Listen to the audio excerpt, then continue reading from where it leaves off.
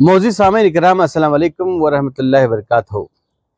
सामीन इकराम, जैसा कि आप जानते हैं कि हाल ही में कर्नाटक का बजट पेश हुआ, जो कि 4 करोड़ साढ़े 9 हज़ार का बजट था।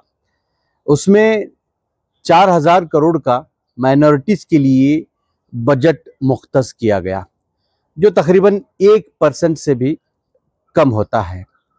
अब सवाल ये है कि ये बजट इस्तेमाल किस तरह से हो, क्योंकि हम देख रहे हैं कि खुसूसी तौर पर माइनॉरिटी के जितने भी डिपार्टमेंट हैं वहाँ पर सही तरीके से बजट का डिस्ट्रीब्यूशन नहीं होता। रिश्वतखोरी वहाँ पर आम है। लोग काम करने के लिए उतने एनर्जेटिक नहीं है जितने कि एनर्जेटिक होना चाहिए था। खैर, ऊपर से लेके नीचे तक माइनॉरिटी डिपार्टमेंट में रिश्वतखोर हैं, ये हम कह सकते हैं। हालांकि ये जो बजट आया है, मिसाल के तौर पर ये शादी भाग्य की जो स्कीम सिद्धरामैया जी ने बताई है, वो 50,000 एक शादी के जोड़े के लिए, जो कि एक एमएलए के लिए सिर्फ 10 शादी वो करवा सकता है। हालांकि ये कितना फायदेमंद होगा ये हम सोच सकते हैं।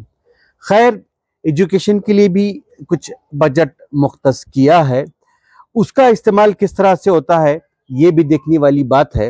हालांकि ज़रूरत उर्दू स्कूल्स और मौलाना अबुल कलाम आज़ाद स्कूल्स की ये है कि वहाँ पर पढ़ाने वाले टीचर्स नहीं हैं।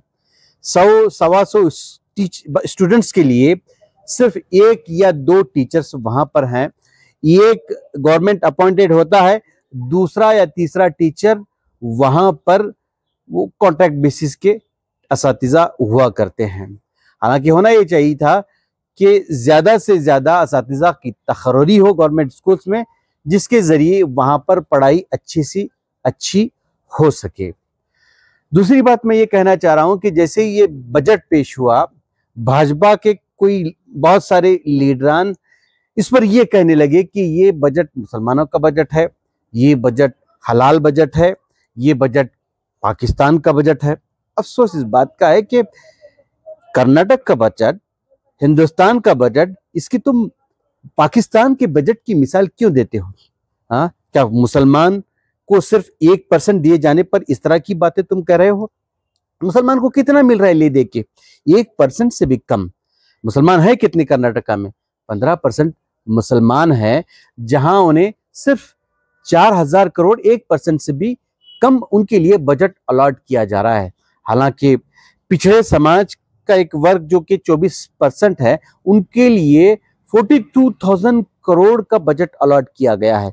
क्या मुसलमान इसके लिए उंगलियां उठा रहे हैं? मुसलमान तो खुश होता है कि पिछड़ों के लिए और बजट हो। हम तो चाहते हैं कि 1,00,000 करोड़ का बजट गैर मुस्लिम समाज के लिए हो जो कि पिछड़े हैं। हम देख रहे हैं कि सिर्फ 1% से भी कम बजट के लिए इतनी आवाज़ें उठ रही हैं भाजपा के लीडर की जानिब से। भाजपा के लीडर जहां पर मुसलमान के लिए छोटे से बजट के लिए आवाज़ें उठा रहे हैं, क्यों नहीं पिछड़ों के जो कि 24% हैं, उनके जो 42,000 करोड़ के बजट पर आवाज़ें नहीं उठा रहे? क्या मुसलमान आपके लिए क्या मिट्टी में पड़ा हुआ है कि आप जहां कहीं देखिए मुसलमानों को इशू बनाकर खड़ा करें? हालांकि मुसलमान 15% हैं, बाकी की जो समाज जिनकी मैं बात कर रहा हूँ जो पिछड़े हैं वो हैं 24%। अगर देना भी चाहिए था तो उनको डबल देते, 4,000 का 8,000 करोड़, बजाय उसके 42,000 करोड़ दिया जा रहा है। अब वहां आपका मुसलमानों के 4,000 करोड़ देने पर आपका पेट जल रहा है। हमें खुशी है कि पिछड़ों को 42,000 करोड़ बजट दिया जा रहा है। जहां मुसलमानों को सिर्फ 1% से कम बजट दिया जा रहा है, वहां पर आपके पेट में दर्द हो रहा है। हाँ, क्या मुसलमान इस देश के वासी नहीं है? क्या मुसलमान पिछड़ों से भी पिछड़े नहीं है? क्या मुसलमान एजुकेशन में पीछे नहीं है? इसके बावजूद भी आप मुसलमानों के लिए कुछ भी अगर ऐलान होता है जो कि आटे में नमक के बराबर होता है, आपके पेट में दर्द होने लग जाता है।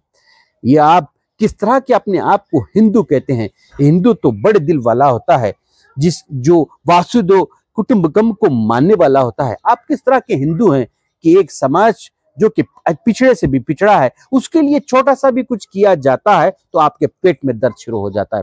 हालांकि सिद्धरामैया जी का वादा था 10,000 करोड़ का, आप सिर्फ 4,000 करोड़ दे रहे हैं, वो भी वादे का 40%। इस पर भी आपका पेट दर्द हो रहा है। 10,000 करोड़ अगर दिया जाता तो आप क्या कह सकते थे? जहां 42,000 करोड़ बजट एक समाज के लिए जो 24% है वहां दिया जा रहा है, होना तो ये चाहिए था कि मुसलमानों को एटलीस्ट 30,000 करोड़ का बजट दिया जाता उनके तनासुब के हिसाब से। लेकिन फिर भी आपका पेट दर्द हो रहा है। ये सरासर नाइंसाफी है, ये सरासर एक समाज के खिलाफ आपकी दुश्मनी है, आपकी नफरत है। आपने मुझे सुना, बहुत बहुत शुक्रिया। अस्सलाम वालेकुम, नमस्कार।